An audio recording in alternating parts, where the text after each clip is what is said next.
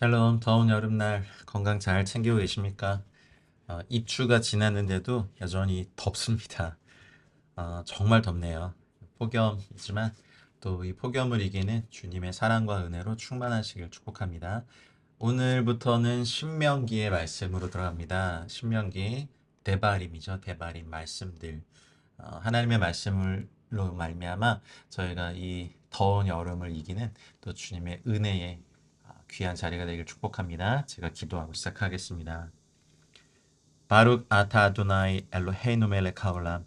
온 우주의 왕이신 주님을 송축합니다. 아슈에르 키드샨 베미스부탁 페스파눌라 속 베드브레이 토라. 우리를 말씀으로 거룩하게 구별하시고 토라의 말씀으로 빠져들게 하시는 주님을 찬양합니다. 주님, 저희 모두에게 지혜와 계시형을 주사 하나님의 말씀, 생명의 말씀, 진리이시자 빛이신 주님의 말씀을 깨달아 알 수 있는 은혜를 더하여 주시옵소서. 하나님, 모세를 통하여서 저희들에게 남겨주신 이 신명기의 말씀을 저희가 기억하며 하나님의 은혜 가운데 저희가 더 깊숙이 들어가는 시간들 되게 해주시옵소서. 하나님, 정말 뜨거운 여름이고 전 세계에는 전쟁과 포화와 난리의 소문이 들리지만 우리는 이 시기에 더욱더 하나님의 말씀과 성령께 깊이 뿌리 내린 바다 하나님 앞에 설 수 있는 은혜를 더하여 주시옵소서. 성령께서 직접 신명기의 말씀들을 가르쳐 주시기 원합니다. 주님 이끌어 주시옵소서. 모든 말씀 우리 주님 예수와의 이름으로 기도하였습니다. 아멘. 신명기의 히브리어 명칭은 데바림, 다바르가 원래 말하다 이런 거죠. 말씀. 네, 데바림. 그래서 말씀들입니다. 신명기는 모세의 유언 설교, 고별 설교라고 하죠. 그래서 뒤를 봐라, 또 앞을 봐라, 위를 봐라 이런 주제로 신명기 전체가 진행이 됩니다. 신명기 1장에서 첫 번째 스피치가 이제 시작이 되죠. 1장 1절부터 4장 43절까지가 신명기의 첫 번째 스피치입니다. 그래서 하나님의 역사가 어떠했는지를 모세는 이스라엘 백성들에게 말해주고 있습니다. 이는 모세가 요단 저쪽 숲 맞은편에 아라바 광야 곧 바란과 도벨과 라반과 하세롯과 디사압 사이에서 이스라엘 무리에게 선포한 말씀들이니라 이렇게 되어 있습니다. 이렇게 해서 시작이 되죠. 유대인들은 이 신명기를 세페르 드바림, Book of Words, 말씀의 책, 말씀들의 책이라고 부릅니다. 세페르 드바림, 말씀들의 책. 영어로도 이것이 이제 second law, 두 번째 법이라고 되어 있는 거죠. 이제 듀데로스와 노모스의 합성어가 되어서 듀트로노미라고 하는 신명기의 영어 명칭이 형성이 되죠. 두 번째 법. 왜냐하면 모세가 토라를 설명해 주었기 때문에 그렇습니다. 5절에 보면 모세가 요단 저쪽 모압 땅에서 이 율법을 토라 하존 설명하기 시작하였더라 이렇게 되어 있거든요. 그래서 신명기는 별명이 있는데 미시나 하토라, 토라의 반복이다. 그리고 토라에 대한 모세의 주석이다, 설명이다. 이렇게 되어 있습니다. 그래서 그 출애굽한 지 40년 11월 1일부터 12월 아달월 7일까지 약 36일간의 모세의 토라 강론을 적어놓은 것이 신명기입니다. 민수기 33장 38절로 39절에 보면 그 아부월 1일, 아부월 1일이 제사장 아론이 죽은 날이죠. 성경에서 사람의 죽은 날을 정확하게 기록한 사람은 아론밖에 없습니다. 민수기 33장 38절에 보면 이스라엘 자손이 애굽 땅에서 나온 지 40년 5월 1일에 이렇게 돼 있죠. 아부월 1일이죠. 제사장 아론이 여호와의 명으로 호르산에 올라가 거기서 죽었으니 아론이 호르산에서 죽던 때 나이 123세였더라. 이렇게 기록되어 있습니다.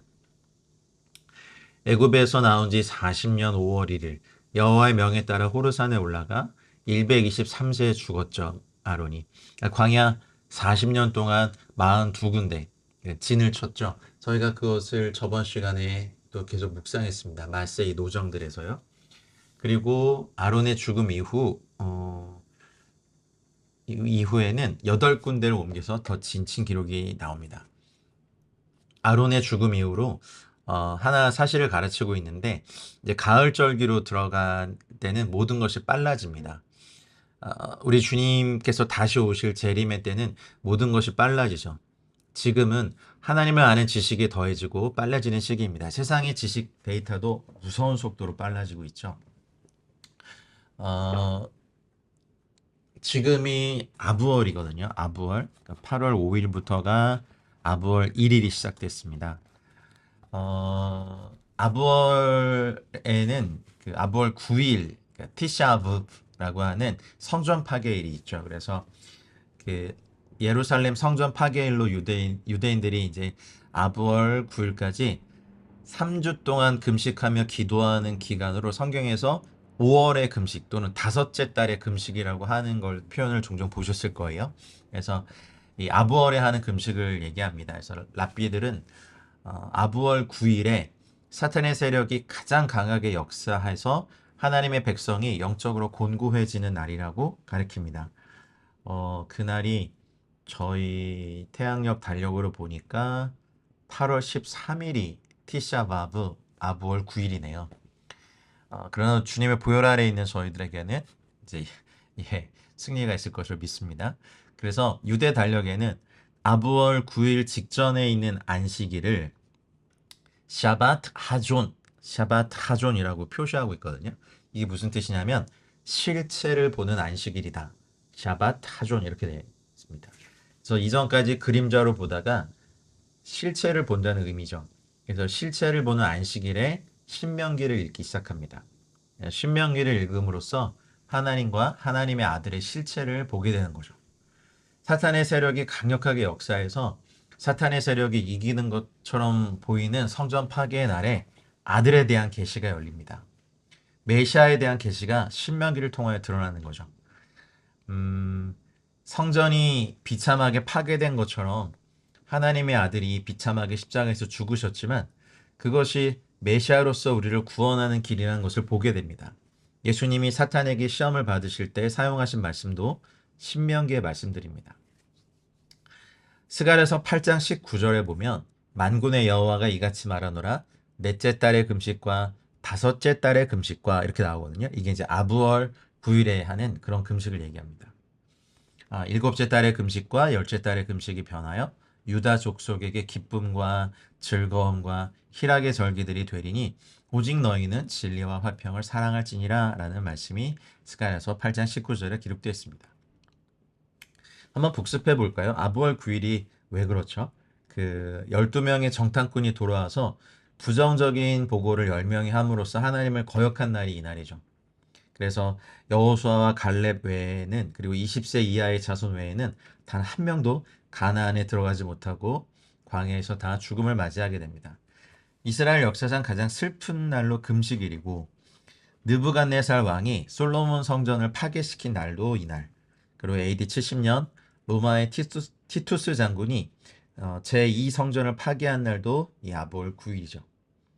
그리고 AD 133년 바르코크바 반란 때 로마에 의해서 성이 무너지고 무려 58만 명의 유대인들이 학살된 날도 바로 이날입니다. 어마어마합니다. 그리고 AD 1095년 울반 2세 교황에 의해서 십자군 전쟁이 선포되고 프랑스와 아일랜드 지역을 회파하면서 10,000명의 유대인들이 이날 학살됩니다. AD 1290년에는 영국의 에드워드 1세에 의해서 영국의 모든 유대인들이 추방당합니다. AD 1492년에서는 스페인의 페르디난드 왕과 이사벨라 여왕에 의해서 모든 유대인들이 추방되죠. 그 후 AD 1914년에 이제 세계 제1차 대전이 시작됨으로써 제2차 세계대전과 홀로코스트를 위한 무대가 조성이 되고 난 다음에 AD 1942년 이달 아부월 9일에 와르소 게토에 있는 유대인 포로들을 홀로코스트 장소로 대량 수송한 날도 이날입니다. 그리고 AD 2005년에 이스라엘군이 가자에서 철수를 결정한 것도 아부월 9일입니다. 그래서 이 티샤바브라고 하는 이 날에 일어난 그 비극적인 사건이 너무 많아요. 그렇죠? 성전 파괴가 2번, 그리고 여러 가지 학살, 차별, 추방 이 모든 것의 이유는 이스라엘이 하나님과 맺은 언약, 곧 토라를 어겼기 때문에 그렇습니다. 아론과 미리암이 이미 세상을 떠나고 이제 모세의 나이가 120세가 되었지만 120세의 노인답지 않게 건강했다죠. 그래서 모세는 마지막으로 하나님께 간절히 기도합니다. 이게 이제 유대 전승에 남아서 나오는데요. 하나님, 마지막으로 기도합니다. 아직도 이스라엘 백성에게 가르쳐야 될 토라와 법도가 많이 남아 있습니다. 난 이런 것들을 가르쳐야 합니다. 먼저 조상들이 지었던 죄에 대하여 논하겠습니다. 이스라엘 백성들에게 가르칠 때 부작용이 없게 하여 주옵소서, 이런 기도를 했답니다. 그래서 모세는 죽기 36일 전부터 토라를 가르치죠. 그게 바로 신명기입니다. 36일 동안 60만 명에게 토라를 가르쳤는데 매일 기적이 일어났습니다. 60만 명에 강론하는데도 누구나 다 똑같이 또렷하게 들었답니다. 그래서 신명기는 모세가 선포한 말씀, 설명한 말씀인데 두 번째 선포한 말씀. 이래서 아까 말씀드린 것처럼 그 second law, 두 번째 법이라는 영어의 그 듀트로노미라는 이 명칭이 듀테로스와 노모스라는 단어의 합성어입니다. 출애굽 세대는 하나님의 말씀인 토라를 들었지만 이제 하나님께 반역해서 말씀을 순종하지 않다가 광야에서 다 죽었죠. 신명기서에서의 모세는 복음서에서 예수님과 연결되는 인물입니다. 이스라엘에게 토라를 가르치는 살아있는 토라와 같았던 모세는 한마디로 하나님의 토라로 가득 찬 존재였죠. 그래서 이스라엘은 이런 모세를 모쉐 라베노라고 부르죠.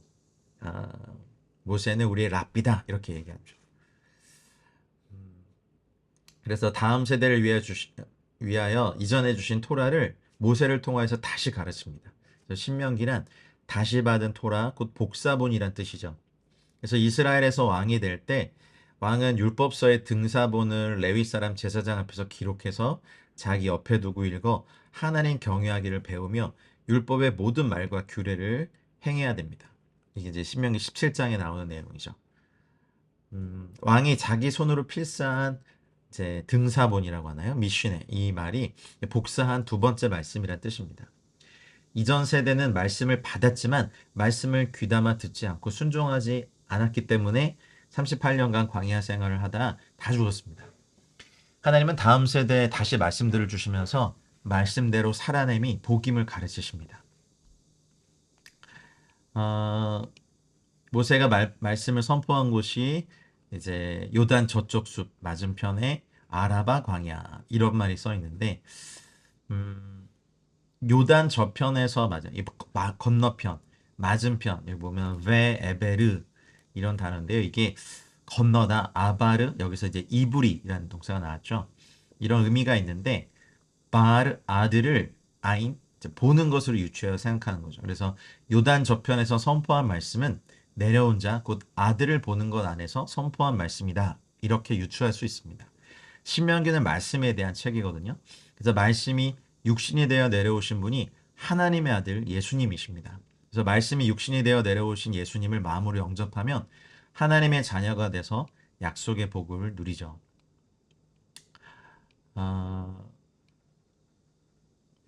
이번 파라샤에 대해서 좀 정리해 드리자면요. 어쨌든 신명기 1장 1절부터 8절이 이제 그 신의 광야를 떠나는 거에 대해서, 그리고 1장 9절부터 18절까지가 지휘관들에게 기름 부은 것에 대한 내용을 밝히고, 1장 19절부터 33절까지가 정탐꾼들의 죄와 가데스 바네아에서의 반역에 대해서 다시 한번 모세는 말을 하게 됩니다.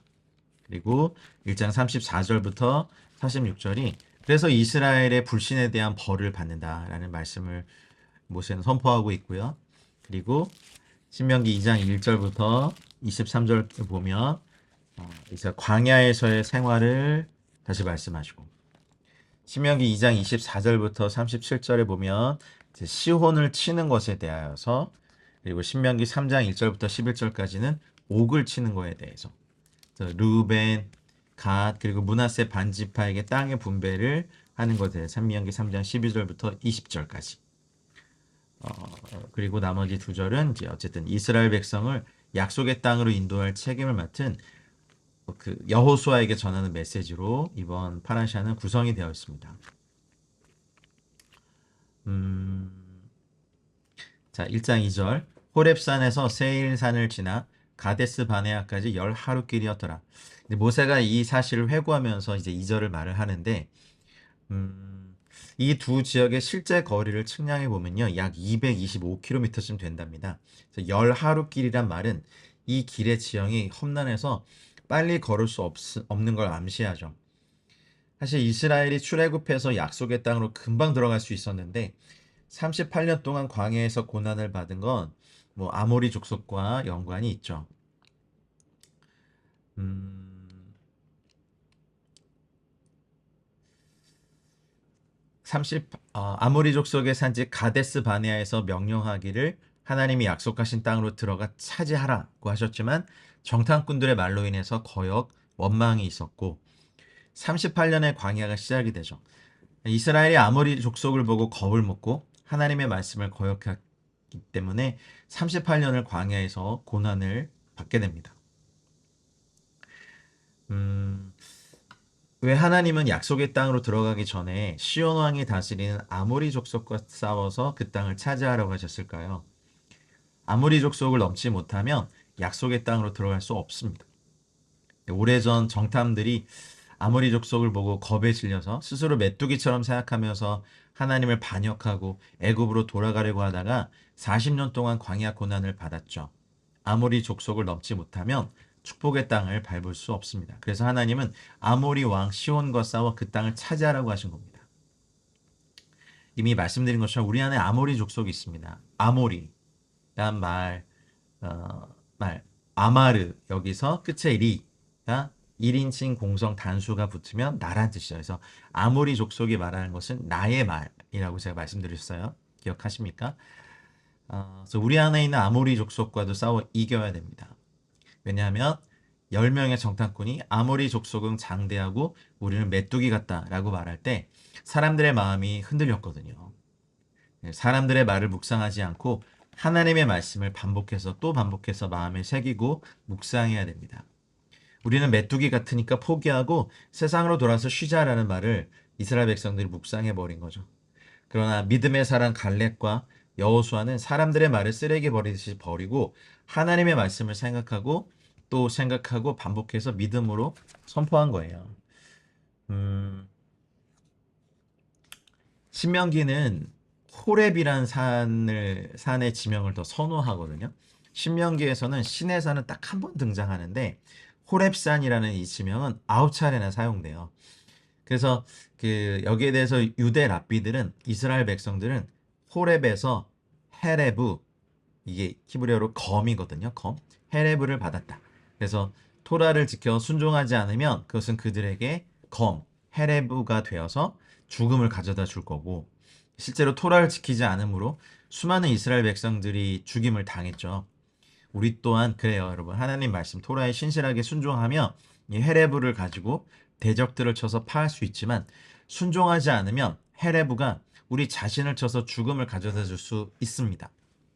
그래서 호렙산이란 단어를 신명기에서 모세가 의도적으로 많이 씁니다. 호렙산은 구름 가운데 하나님의 영광이 실제로 강림했고 불같은 음성으로 말씀하시는 하나님의 음성을 들었죠. 결혼 계약서인 토라가 주어졌고 성막과 제사장 제도의 이 계시가 주어졌고 또 성막에 임한 쉐키나의 영광 또 코르반 계시 엄청난 영적인 체험이 있었던 장소가 호렙입니다.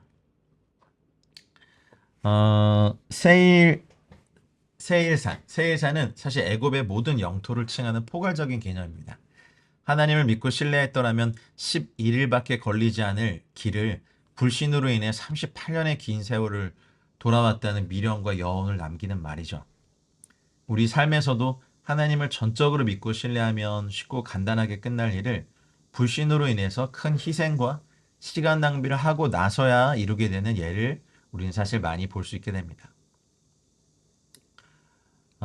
모세가 이스라엘 자손에게 여호와께서 그들을 위하여 자기에게 주신 명령을 다 알렸으나 40째 열 한째 달, 그 달 첫째 일.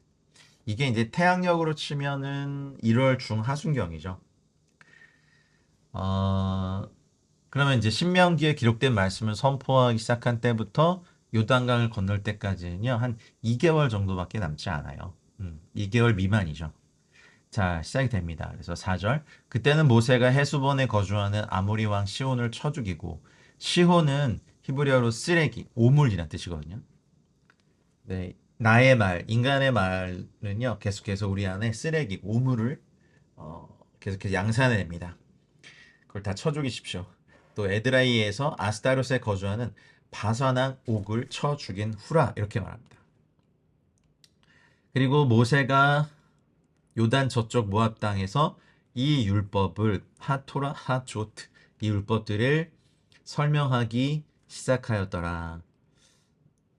모세가 신명기 안에서 자주 사용하는 말입니다. 이 율법을 하토라 하조트 설명하다 바알 풀이하다 뭐 강론하다 설득하다 이런 뜻이죠. 이 율법을 설명하기 시작하였더라. 그래서 신명기를 아, 토라에 대한 모세의 주석이라고 얘기도 하는 겁니다. 1장 6절로 8절에 이제 이스라엘이 차지할 땅의 범위에 대해서 주님 말씀하셨죠. 우리 하나님 여호와께서 호렙산에서 우리에게 말씀하여 이르시기를 너희가 이 산에 거주한 지 오래니 방향을 돌려 행진하여 아모리 족속의 산지로 가고 그 근방 곳곳으로 가고 아라바와 산지와 평지와 네겝과 해변과 가나안 족속의 땅과 레바논과 큰 강 유브라데까지 가라. 내가 너희의 조상 아브라함과 이삭과 야곱에게 맹세하여 그들과 그들의 후손에게 주리라 한 땅이 너희 앞에 있으니 들어가서 그 땅을 차지할지니라 말씀하셨습니다. 신명기의 이야기는 아까도 말씀드린 것처럼 이스라엘이 호렙산에 머물기 시작한 지 한 1년쯤 되던 때부터 시작합니다. 하나님의 산에서 이스라엘과 그 새로운 관계의 언약을 맺으신 하나님께서 자기 백성에게 말씀하셨다라는 것으로 하나님과 이스라엘의 관계를 매우 친밀하고 인격적인 관계로 묘사하면서 말을 시작하죠. 그래서 이 산에 거주한 지 오래니 이 산에 거주하면서 깊은 영적 체험, 하나님과의 깊은 만남, 황홀한 신비 체험의 고지에만 계속 머물러 있으려고 하는 경향이 있는데 이것이 인간의 타락한 본성입니다. 근데 하나님은 이러한 본성을 향해서 영적 체험의 자리에만 머물려고 하지 말아라. 그 자체를 목적으로 삼지 말아라고 책망하십니다. 그래서 방향을 돌려 머무는 삶에서 약속의 땅을 취하는 이제 전투의 삶으로 가라 이런 거죠. 그래서 호렙산은 토라 공부의 장소를 나타낸다면 가나안은 토라를 실행하고 하나님의 말씀을 실행하는 그 준행의 장소를 나타내기도 합니다. 근데 이 말씀하신 이 지역은 이제 아모리 사람의 산지죠. 아라바는 이제 요단강 하류에서 시작해서 사해를 지나 아카바만에 이르는 큰 계곡이 아라바고요. 평지는 가나안 중심에 위치한 산지랑 지중해 해변 사이 위치한 지역이고 남방은 어떻습니까? 남쪽은 가나안 남쪽에 위치한 넓은 광야가 있어요. 그래서 이집트와 자연스러운 경계선을 이뤘죠. 부엘세바가 이 지역에 있었죠. 근데 여기서 언급하고 있는 레바논은 오늘날의 레바논이 아니라 가나안 내륙에 있었던 산맥을 뜻합니다. 이 모든 것이 사실은 가나안 땅이라는 말로 묶일 수 있습니다. 여기에 모여서된 이스라엘의 영토의 범위는 이상적인 것이긴 한데 이스라엘은 한 번도 이 모든 땅을 차지하지 못했습니다. 심지어 이스라엘의 영토가 가장 넓었던 다윗과 솔로몬 시대에도 이 본문이 언급하고 있는 땅을 다 차지하지 못했죠. 하나님이 이 모든 땅이 이스라엘의 영토가 될 수 있다는 가능성 주셨지만 이스라엘은 스스로 그 기회를 포기합니다. 하나님은 우리가 지닌 믿음의 분량대로 사용하신다는 말이 새롭게 다가오기도 합니다. 자, 이제 9절부터 18절까지는 그때 모세가 나 홀로 너희의 짐을 질 수 없기 때문에 왜냐하면 너희가 너희 하나님 여호와께서 너희를 번성하게 하셨으므로 하늘의 별같이 많게 되는 축복을 받았다라고 하죠. 그리고 이미 또 창세기에 보면 바다에 셀 수 없는 모래와 같이 많게 하리라. 공중에 나는 티끌같이 축복할 것이다. 이 모든 걸 다 말씀하셨죠. 그리고 너희를 현재보다 1000배나 많게 하시며 너에게 허락하신 것과 같이 너희에게 복 주시기를 원하노라. 이렇게 말합니다. 그래서 모세가 말해요. 나 홀로 어찌 능히 너희의 괴로운 일, 이제 너희의 힘겨운 일, 너희의 다투는 일, 이 세 가지 일, 인생에 있어서 늘 일어나는 일이죠. 괴로운 일, 힘겨운 일, 다투는 일. 나 혼자 이것을 감당할 수 없으니 시시비비를 가려줄 수 없으니 각 지파에서 지혜와 지식이 인정받는 자들을 택하라. 내가 그들을 세워 너희 수령, 로쉬, 이거 수령을 삼으리라 한즉. 그렇게 하는 것이 좋습니다. 하기에 지파의 수령으로 지혜가 있고 인정받는 자들을 취해서 수령을 삼되 곧 각 지파를 따라 천부장과 백부장과 오십부장과 십부장과 조장을 삼았다. 조장은 이제 쇼테르라고 하는데요. 관리예요, 관리. 어떤 행정을 담당했던 관리요. 그래서 소송을 재판하는 능력을 갖추면서 동시에 군사적인 지도자 역할을 수행할 수 있는 리더를 세웠다라고 말하죠. 그 조건이 뭐였냐면 하카빔, 지혜가 있는 사람, 그 다음에 우네보님, 지식이 있는 사람, 그리고 위두임, 유명한, 인정받는 사람, 경험이 많은 사람, 또 뭐 다른 성경 번역에 보면 세상 물정을 아는 사람 이렇게 표현이 됐습니다. 그래서 그들에게 이제 명령하는데 뭘 명령하냐면 공정하게 재판하라. 쌍방간에 공정하게 재판하라. 이방인이라도 차별하지 말아라. 그리고 신분과 지위에 상관하지 말고 쌍방의 주장을 경청해라. 그리고 사람을 두려워하지 말아라. 판단하기 어려운 일들은 넘겨라. 아주 친절하게 이 일들을 말했죠. 내가 그렇게 했었다. 그래서 18절 내가 너희의 행할 모든 일을 그때 너희에게 다 명령하였느니라 이렇게 말했죠. 자, 19절부터 46절까지는 가데스 바네아에서 있었던 반역에 대해서 모세는 좀 많은 부분을 이야기합니다. 19절 우리 하나님 여호와께서 우리에게 명령하신 대로 우리가 호렙산을 떠나 너희가 보았던 그 크고 두려운 광야를 지나 아모리 족속의 산지길로 가데스 바네아 이른 때에 이렇게 말이죠. 내가 너에게 이르기를 우리 하나님 여호와께서 우리에게 주신 아모리 족속의 산지에 너희가 이르렀나니 너희 하나님 여호와께서 이 땅을 너희 앞에 두셨은즉 너희 조상의 하나님 여호와께서 너에게 이르신 대로 올라가서 차지하라. 두려워하지 말라. 주저하지 말라 한즉 이렇게 말을 했는데 사실은 그 정탐꾼을 보내자고 사람들이 제안을 했었죠. 모세가 강력하게 권면했지만 백성들은 주저했어요. 백성들에게는 사실 모세처럼 확고한 믿음이나 비전이 없었거든요. 그래서 정복에 나서기 전에 먼저 정탐꾼들을 보내서 정황을 파악해 보자고 한 거죠. 민수기는 백성들이 정탐꾼을 요청한 부분에 대해서 언급하지 않아요. 그 책에서는 그냥 하나님이 지시한 것으로 기록되어 있죠. 그게 아마 13장 2절에 나오는 얘기입니다. 그래서 이걸 종합해 보면 민수기와 신명기를 종합해 보면 가데스 바네아에서 백성들이 먼저 정탐꾼을 보내자고 했고 이러한 요구가 불신에서 비롯된 것을 알아차리지 못한 모세가 좋게 생각해서 하나님께 아뢰었고 하나님이 허락하신 거죠. 하나님이 이미 이스라엘의 불신을 알고 계셨음에도 이러한 요구를 허락하신 건 정탐꾼을 보내지 않고는 더욱더 가나안으로 입성하지 않으려고 하는 것을 잘 알고 계셨기 때문에 그렇습니다. 그래서 그 말을 좋게 여겨서 너희 중 각 지파에게 한 사람씩 12를 택하고 그들이 돌이켜 산지에 올라 에스골, 포도성이죠. 에스골 골짜기에 이르러 그곳을 정탐하고 그 땅의 열매를 손에 가지고 우리에게로 돌아와서 우리에게 말하여 이르되 우리의 하나님 여호와께서 우리에게 주시는 땅이 좋더라 하였느니라. 이렇게 모세는 때를 회상하며 말을 하고 있습니다.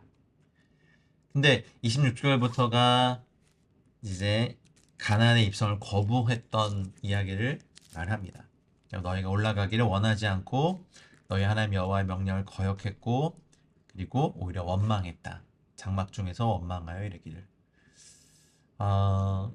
이스라엘의 불순종을 세 가지로 표현했습니다.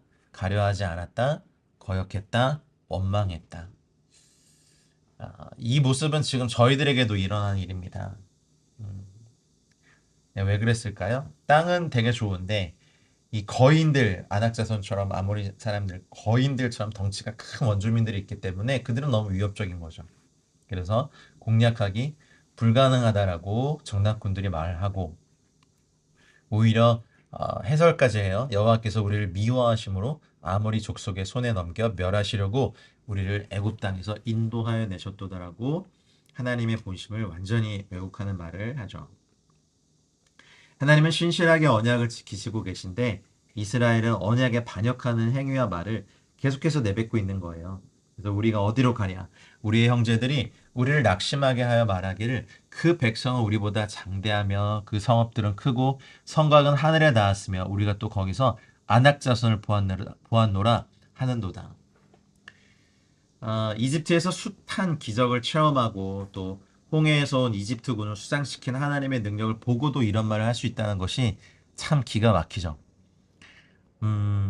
그리고 지난 시간 동안 광야 생활 동안 아무것도 사실은 그렇게 일하지 않았는데도 먹고 마시고 살게 하신 주님의 은혜를 기억해 보면 우리는 이런 말을 하는 것이 너무나 어이가 없습니다.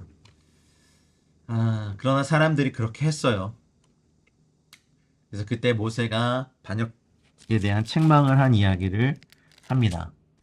아, 무서워하지 말아라, 두려워하지 말아라. 먼저 가시는 하나님께서 애굽에서 너희를 위하여 너희 목전에서 모든 일을 행하신 것 같이 이제도 너희를 위하여 싸우실 것이다. 그래서 모세는 하나님은 항상 이스라엘을 앞서 가시는 분이라면 크게 두 가지를 생각해 보라고 명령한 거죠.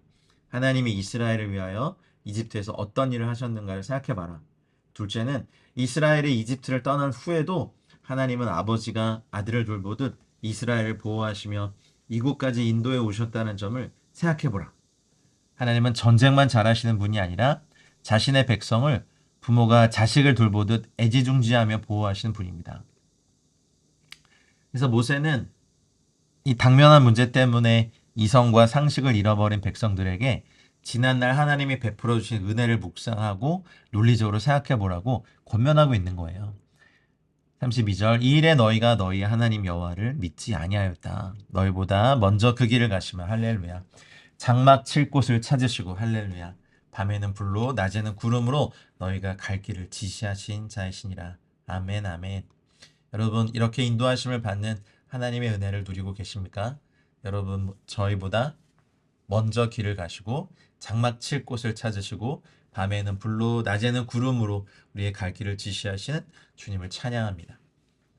이 소리를 듣고 여호와께서 노하사 맹세하셨어요. 약한 세대 사람들 중에는 그들의 조상에게 주기로 맹세한 좋은 땅을 볼 자가 하나도 없으리라고 실제로 그렇게 하시죠. 그리고 여분의 아들 갈렙과 여호수아를 제외한 말씀을 하시고 37절에 보면 여호와께서 너희 때문에 내게도 진노하사 이르시되 너도 그리로 들어가지 못하리라 하십니다. 되게 불행한 말을 그래도 일부러 합니다. 이거를 기억해서 하나님을 거역하지 말라는 또 영적 아버지의 바람이죠. 하지만 다시 반역하죠. 41절에 우리가 여호와께 범죄하였사오니 우리 하나님께서 우리에게 명령하신 대로 우리가 올라가서 싸우리다 하고 너희가 각각 무기를 가지고 경솔히 산지로 올라가려 할 때 이런 행동 기억하시죠? 주님께서 광야로 들어가라고 명하셨는데 이제라도 순종하겠습니다라고 했던 것이 이미 늦었어요. 그래서 그거를 경솔이라고 합니다. 훈 이렇게 했네요. 히브리어로. 가볍게 여기다 이런 거죠. 그때 여호와께서 말리시죠. 너희는 올라가지 말고 싸우지 마라. 내가 너희 중에 있지 아니하니 너희가 대적에게 패할까 하노라. 이렇게 명령하셨는데 43절 내가 너희가 말하시나 듣지 아니하였고 웨로 쉐마템 여호와의 명령을 거역하고 바 타메로 거리낌 없이 바 다지 산지로 올라가매 부정적인 세 가지 표현이 나와요. 듣지 않고 거역하고 마음대로 거리낌 없이 행하는 것. 이건 지금도 하나님의 말씀을 듣지 아니하는 사람들의 특징입니다. 여러분 이런 모습이 있다면 말씀을 묵상하며 꼭 하나님 앞에 눈물로 진실 어린 회개를 하시고 유쾌하게 되는 날을 얻으시기를 축복합니다. 예, 아모리 족속에 대한 이야기. 그래서 남쪽 광야에 위치한 가나안 사람의 성읍, 이 호르마, 여기에 대해서 말씀하시죠. 음, 호르마까지 이른지라 하셨네요. 호르마까지 이른지라. 그리고 너희가 돌아와 여호와 앞에서 통곡하나 여호와께서 너희의 소리를 듣지 아니하시며 너희에게 귀를 기울이지 아니하셨으므로. 가데스 바네아에서의 반역으로 인해서 이스라엘은 앞으로 38년을 우회해야 됩니다. 여러분, 통곡해도 여호와께서 듣지 아니하시는 기도가 있습니다. 죄는요, 우리가 앞으로 나아가지 못하게 하고 오히려 왔던 길로 되돌아가게 합니다. 이사야서 59장 2절 말씀이 떠오릅니다. 오직 너희 죄악이 너희와 너희 하나님 사이를 내었고 너희 죄가 그 얼굴을 가리워서 너희를 듣지 않게 함이니. 무서운 말씀입니다. 그러나 주님의 말씀이 변하지 않았습니다. 잠언서 28장 9절에도 사람이 귀를 돌이키고 율법을 듣지 아니하면, 토라를 듣지 아니하면 그의 기도도 가증하다라고 말씀하셨습니다. 여러분, 우리 가증한 사람 되지 않고 주님께 사랑받고 기도 응답받는 사람 되시길 축복합니다. 46절, 너희가 가데스에 여러 날 동안 머물렀나니 너희가 그곳에 머물던 날 수대로니라. 이스라엘은 이 결과로 말미암아, 불신으로 말미암아 가데스 바네아 주변에서 상당 기간 동안 머물게 됩니다. 자, 2장으로 가볼까요? 신명기 2장은 에돔, 모압, 암몬을 지나서 이렇게 이름 지을 수 있겠습니다. 가데스 바네아에서 반역으로 인해서 이스라엘은 38년 동안 광야에서 살게 되죠. 이미 2년이 지났고요. 그렇죠? 출애굽 1세대가 모두 죽기를 기다려야 했습니다. 민수기는요, 이때 있었던 일을 민수기 20장에서 24장에 걸쳐서 요약은 하는데, 신명기는요, 모세는 이에 대해서 아예 언급하지 않아요. 38년을요. 왜 그랬을까? 그냥 추측할 따름입니다. 이스라엘이 이렇게 된 것에 대해서 매우 마음 아프게 생각했고, 사실은 출애굽 1세대 같이 시간을 보내면서 정든 사람들이 그 광야에서 가나안에 들어가지도 못하고 허망하게 사라지는 것을 추억하고 싶지가 않았을지도 모르죠. 그래서 이때 일을 과거에 묻어두고 곧바로 죽어간 1세대를 대신해서 가나안을 정복해야 될 2세대의 이야기로 이야기의 초점을 옮깁니다. 세일산에서, 모압 자손의 영토에서, 또 세레 시내를 건너서 암몬 자손의 영토에서, 아르논 강에서 이렇게 쭉 그 과거를 회상하면서 이야기를 하죠. 1세대가 가나안에 들어가지 못하고 이제 가데스 바네아를 떠나서 왔던 길을 되돌아 남쪽으로 가죠. 우리가 방향을 돌려 여호와께서 내게 명령하신 대로 홍해길로 광야에 들어가서 여러 날 동안 세일산을 두루 다녔더니, 세일산이 사해 남쪽 지역에 있습니다. 근데 이 기간 동안의 광야 생활이 38년인데 자세히 언급하지 않아요.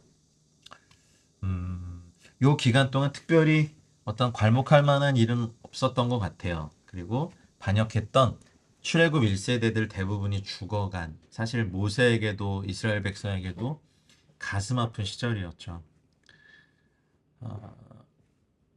그래서 이 산을 두루 다닌 지 오래니 돌이켜 북으로 나아가라 여호와께서 말씀하시죠. 그래서 또 백성에게 명령하여 이르기를 너희는 세일에 거주하는 너희 동족 에서의 자손이 사는 지역으로 지날진대 그들이 너희를 두려워하리니 너희는 스스로 깊이 삼가고 그들과 다투지 말아라. 그들의 땅은 한 발자국도 너희에게 주지 아니하리니 이는 내가 세일산을 에서에게 기업으로 주었습니다. 이스라엘이 가나안을 행해 가면서 에돔, 모압, 암몬의 땅을 탐내서는 안 돼요. 세일 정복을 금하신 이유에 대해서 미드라시에는 이렇게 기록되어 있더라고요. 세일의 다른 이름은 에돔으로 에서의 후손입니다. 에서는 아버지 이삭에게 효자였습니다. 그 공적을 보시고 하나님께서 보상하신 것입니다. 이렇게 말하죠. 거길 지나면서 너희는 돈으로 그들에게서 양식을 사서 먹고 돈으로 그들에게서 물을 사서 마셔라. 음식이 필요하면 사 먹고 물이 필요하면 사서 마셔야 된다.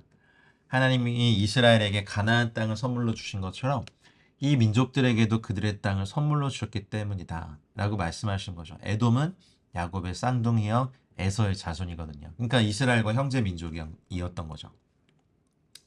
7절 내 하나님 여호와께서 내가 하는 모든 일에 내게 복을 주시고 내가 이 큰 광야에 두루 다님을 알고 내 하나님 여호와께서 이 40년 동안을 너와 함께 하셨으므로 내게 부족함이 없었느니라. 할렐루야.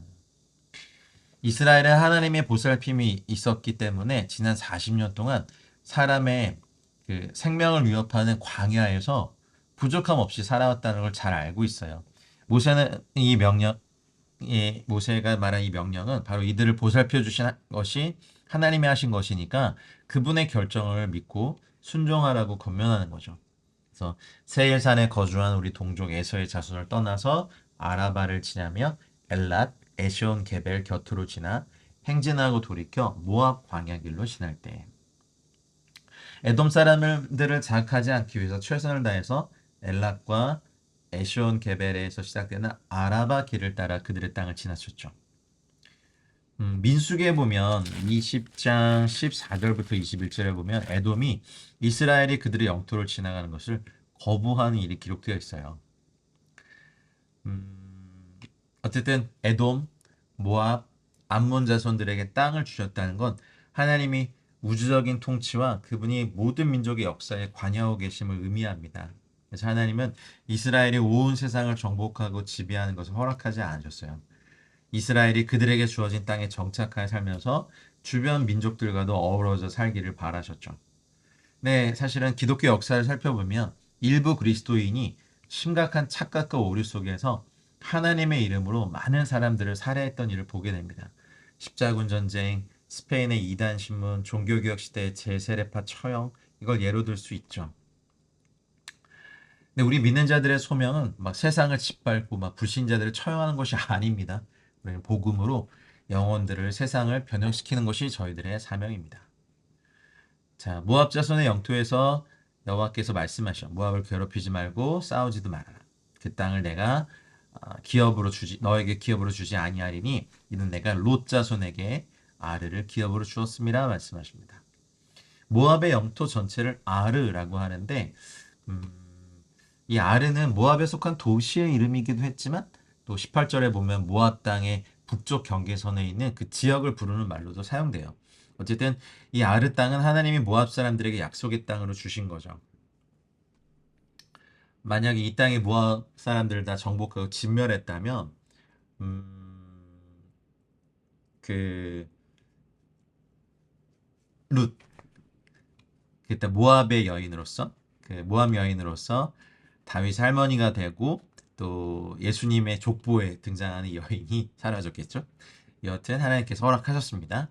그리고 10절 이전에는 에밈 사람이 거기 거주하였는데 아낙 족속같이 강하고 많고 키가 크므로 갑자기 에밈 족속이라는 게 나와요. 근데 에돔 사람들이 에밈 족속을 내쳤다. 이들은 이제 르바임이라고 알려졌던 아낙 자손들처럼 거인들이었다고 하는 거죠. 이 에밈 족속은요, 창세기 14장 5절에 M 족속의 히브리어 스펠링은 같아요. 두 족속이 같은 족속일 가능성이 많다는 가능성이 있죠. 그럼 만약 이 둘이 같은 족속이라면 에밈족은 이제 모압 북쪽 고원지대가 있거든요. 거기에 기랴다임 지역에 살던 사람들일 겁니다. 그래서 에밈을 두려운 자들이라고 이제 풀이하는 해설도 있고요. 르바임은 뭐 죽은 영혼들이라는 뜻도 있거든요. 어쨌든 민족에게 두려움을 자아내는 표현이 두 차례 사용된 것은 그들이 공포를 자아낼 정도의 거인들이었다는 사실을 강조하는 겁니다. 이스라엘이 땅을 차지하기 위해 거인들이었던 아낙 자손들과 싸웠던 것처럼 에돔 자손들은 에밈이라는 거인들과 싸워야 했습니다. 그래서 모압 사람들이 거인 족속을 물리치고 땅을 차지했던 것처럼 이스라엘도 아낙 자손들을 물리치고 땅을 차지할 것이라는 점을 강조하고자 합니다. 또 12절 호릿 사람도 세일에 거주하였는데 에서의 자손이 그들을 멸하고 그 땅에 거주하였으니 이스라엘이 여호와께서 주신 기업의 땅에서 행한 것과 같았느니라. 음, 호리 사람들은요, 이제 에서의 자손들이 세일 지방에서 내친 족속들이라고 합니다. 음, 이거 비교적 자세히 이렇게 기록하고 있어요. 음, 하나님이 각 민족의 영토의 경계선을 확실하게 해주시는 것을 나타냅니다. 그래서 하나님이 허락하시지 않은 상황에서 한 민족이 다른 민족의 영토를 탐하는 건 금지됩니다. 음, 한 나라가 다른 나라보다 더 크고 힘이 세다는 이유로 상대방을 짓밟는 것을 용납하지 않으시는 거죠. 자, 이제 13절부터 15절까지는 세례 시내를 건너가라 하시기로 우리가 그것을 건넜으니 음, 세렛 이게 이제 히브리어로 보니까 이제 제렛 풍부하다 뭐 이런 뜻이거든요. 이스라엘이 세례 시대를 건너는 일은 상징적인 의미가 있어요. 수십 년 동안 광야 생활의 종지부를 찍는 걸 뜻하죠. 사실 세례 시내의 정확한 위치는 알 수가 없어요. 사해 남동쪽으로 흘러들었던 시내였던 건 분명하죠. 근데 항상 물이 흐르는 강이 아니었다죠. 비 올 때만 잠시 흐르고 또 건기 때는 바닥을 드러내는 마른 강이었다고 합니다. 그래서 아랍어는 이런 강을 와디라고 하거든요. 와디. 개역 성경은 시내라고 번역하죠. 어쨌든 풍부한 시내를 건넜다는 건 이제 광야 생활의 종지부를 찍는 걸 의미하고 출애굽 1세대들의 모든 군인들이 죽었습니다. 원래 군인들은 싸우기 위해 존재하는데 이들은 싸우기를 거부했고 싸워보지도 못하고 죽은 군인들이었고 어쩌면 용사이신 하나님이 그들을 어, 죽이신 거죠. 네. 여호와께서 손으로 그들을 치사 진영 중에서 멸하신 고로 마침내 다 멸망되었느니라 했습니다.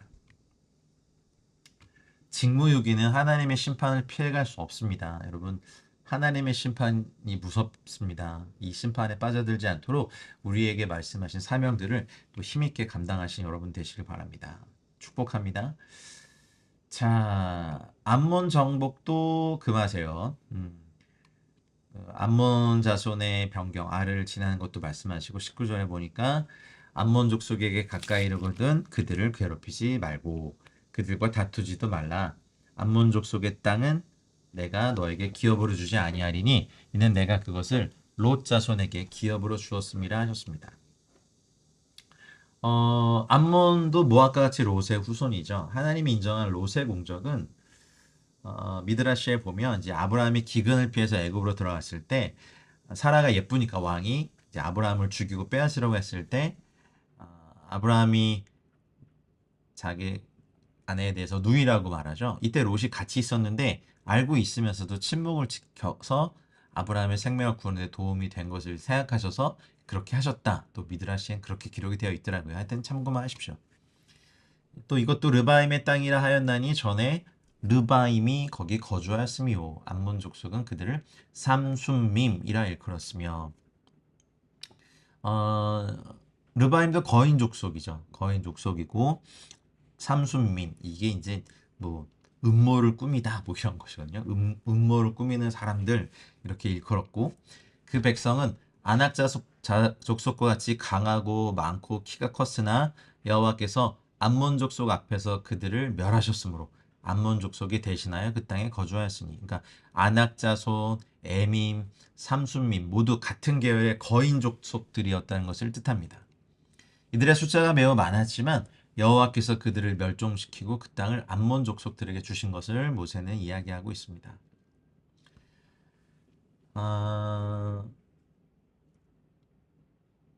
자, 23절 갑돌에서 나온 갑돌 사람이지 이 히브리어 갑돌이요 갑순이 그 아니고요.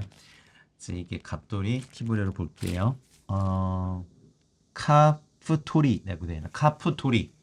근데 이 갑돌 사람들의 정체에 대해서 다소 이견이 있습니다. 뭐 어떤 학자들의 연구기를 보니까 오늘날 그리스에 속해 있는 크레테 섬 있잖아요. 크레테 섬을 뜻하는 것으로 이해하는 사람도 있고, 그래서 바다에서 온 사람, 뭐 해적으로 알려진 블레셋 사람들을 뜻한다라고 해석하는 사람도 있죠. 근데 정확하지는 않아요. 근데 어쨌든 이 갑돌 사람들이 이 지역을 차지한 것은 하나님이 하신 일로 뭐 묘사되진 않아요. 신명기 1장 7절에 보면 이제 블레셋 사람들이 차지한 땅은 분명 이스라엘의 영토에 속하는데 갑돌 사람들이 쳐들어와서 그 땅을 차지한 거죠. 그래서 이스라엘은 언젠간 그들이 아윗 사람들을 내친 것처럼 그들을 치고 그 땅을 차지해야 됩니다. 하나님이 가나안 땅을 아브라함 때부터 이스라엘에게 약속하셨지만 이스라엘은 전쟁을 통해서 그 땅을 차지해야 하거든요. 이제 본문은 그 전쟁이 결코 쉽지 않을 것임을 암시하고 이스라엘이 이때까지 가나안을 향해 걸어온 길뿐만 아니라 앞으로 정복해야 될 가나안에도 르바임, 죽음의 공포를 자아낸 거인족들, 그런 르바임 사람들이 살거나 그들을 상대로 승리하고 땅을 차지한 족속들이 있기 때문에 그렇습니다. 그래서 우리가 고백해야 될 것은 승리를 주시는 분은 여호와 하나님이십니다. 아멘. 자, 24절. 너희는 일어나 행진하여 아르논 골짜기를 건너라. 내가 헤스본 왕 아모리 사람 시온과 그의 땅을 내 손에 넘겼은즉 이제 더불어 싸워서 그 땅을 차지하라. 아르논 골짜기, 이게 보니까 나할 아르논 이렇게 되네요. 경유하는, 뭐 요란한 시냇물 이런 거네요. 그러니까 세례 시내, 풍부한 시내를 건너서 이런 경유하는 이 골짜기도 건너갔다는 건 드디어 약속의 땅에 들어가 정복을 시작한다는 걸 뜻하죠. 왜냐하면 이스라엘은 시온과 오객에서 빼앗은 땅을 요단강 동편에 정착한 르우벤, 갓, 므낫세 반지파에게 이미 분배해 주기 때문에 그렇습니다. 뭐 시온에 대한 기록은 성경 밖에서는 찾아볼 수 없어요. 아마도 시온과 옥은요 이미 망해버린 올드 시리아의 남은 자들이고 이 지역의 왕들로 옛 나라의 영화를 회복하려고 노력했던 사람들로 생각되거든요.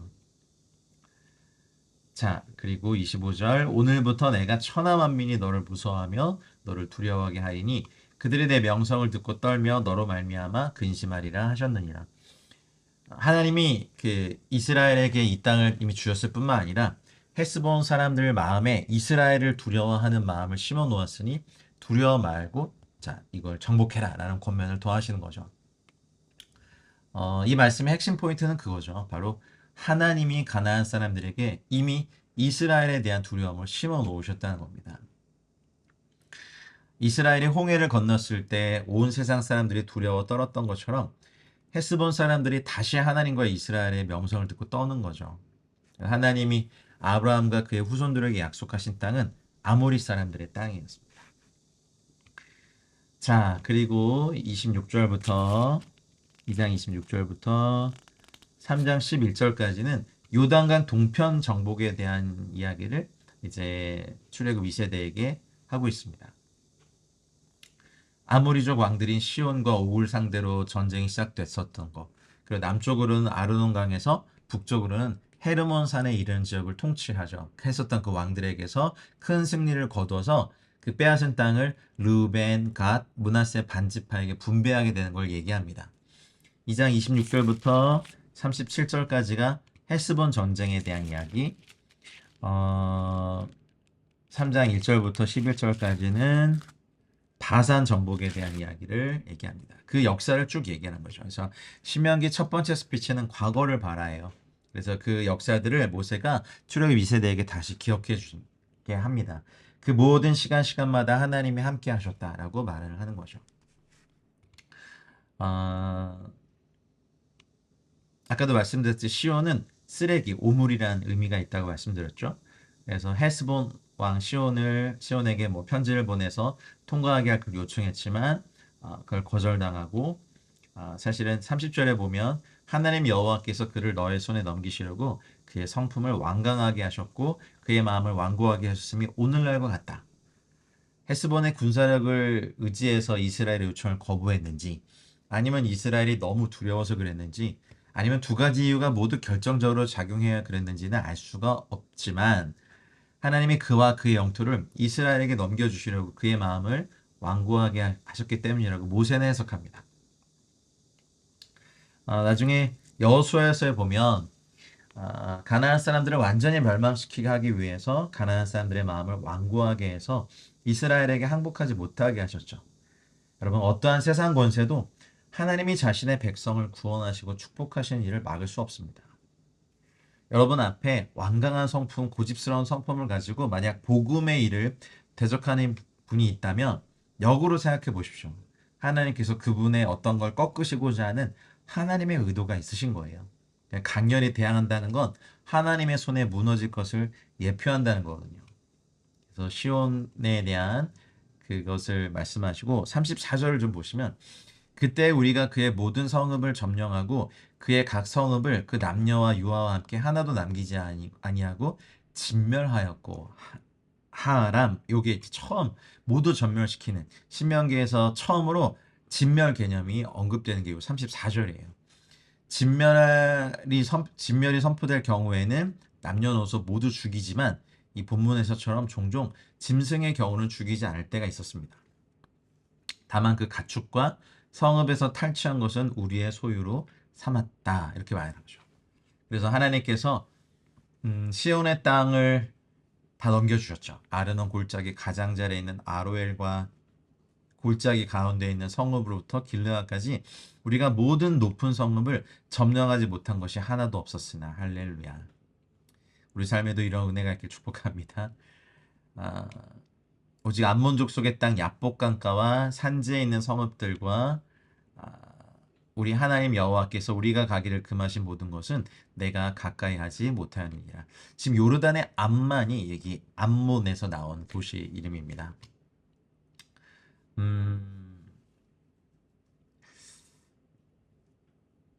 하나님이 금하신 건 허락하지 않으십니다. 우리의 땅에서 우리에게 주시는 것은 하나님이 허락하신 영역에만 불과합니다. 자, 3장으로 넘어가 보겠습니다. 이제 3장 1절부터 11절까지는 바산 정복에 대해서 출애굽 2세대에게 말해주고 있어요. 돌이켜 바산으로 올라가며 바산왕 옥이 그의 모든 백성을 거느리고 나와서 우리를 대적하여 에드레이에서 싸우고자 했던 것을 이야기하죠. 바산은요 갈릴리 호수 동편 그리고 이제 남쪽으로는 야르묵강을 접하고 북쪽으로는 헤르몬산까지 펼쳐진 길르안 북쪽 고원지대이고 매우 비옥한 땅입니다. 참나무가 울창하게 산들로 둘러싸여 있고 땅이 평평하고 가축들을 먹이는데 아주 이상적인 곳이고 이곳에서 매우 좋은 소들이 생산되었다고 합니다. 그래서 바산의 소가 이런 표현 막 나오죠. 그래서 옥이라는 왕이 지배하고 있었고 이스라엘이 침략해 온다는 소식을 듣고 군대를 거느리고 나왔지만 이미 하나님이 이스라엘에게 승리를 주기로 작정하셨기 때문에 달리 방도가 없었어요.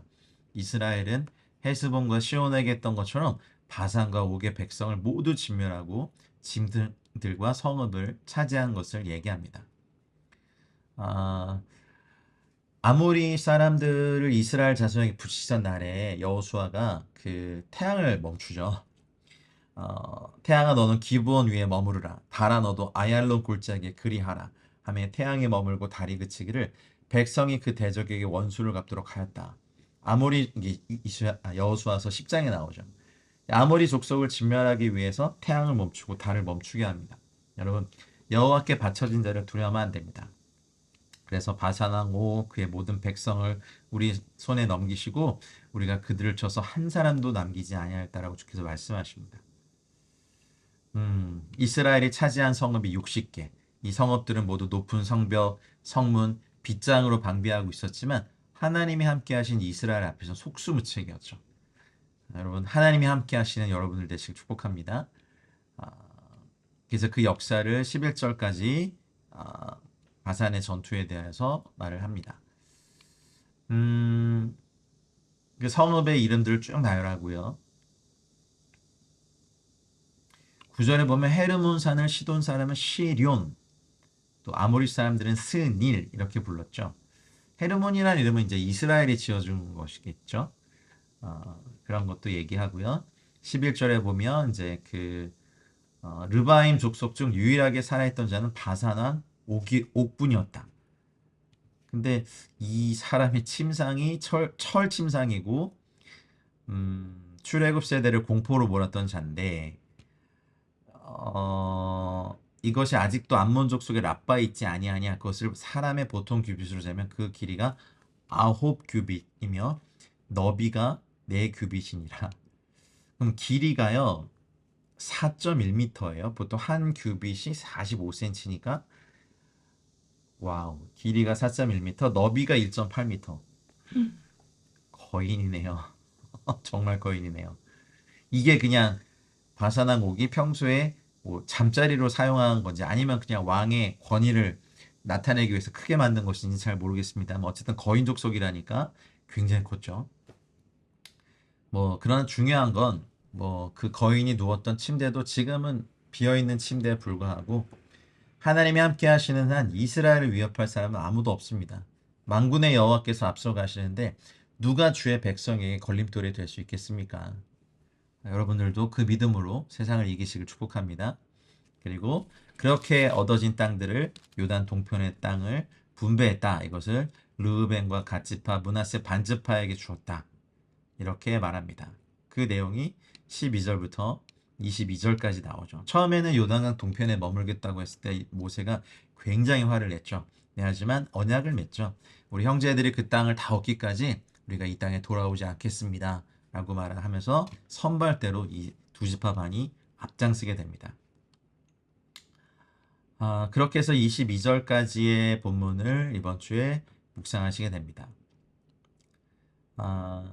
기억하실 건 하나님께서 우리의 앞서가시는 것, 우리의 인생에도 그렇게 또 여호와께서 우리를 위해서 친히 싸우실 것을 기억하시면서 우리들 또한 바른 믿음을 가지시길 축복합니다.